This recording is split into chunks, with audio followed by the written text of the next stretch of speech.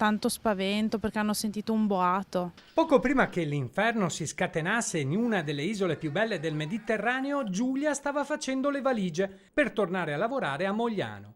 Un rientro programmato solo con il figlio più piccolo di 1 anno, quando il più grande di 6 ha insistito per tornare con loro.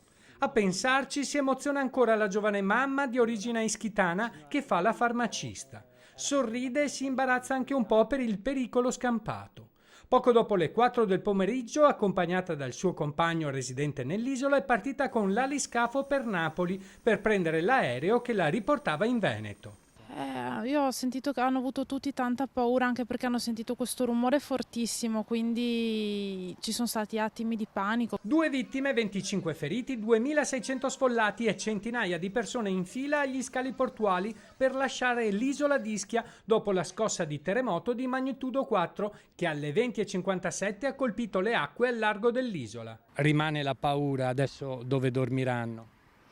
Io so che una mia zia questa notte ha dormito in macchina perché aveva troppa paura, però non so chi abita a Casamicciola Alta, al Maio, non lo so. Ora il pensiero di Giulia è rivolto al suo compagno e ai parenti che vivono lì. No, diciamo che la stragrande maggioranza dell'isola e degli isolani stanno bene. Chiaro è che nelle zone interessate molte persone, oltre a quelle ovviamente evacuate, perché comunque sono state evacuate 2600 persone, oltre a quelle evacuate dormiranno fuori.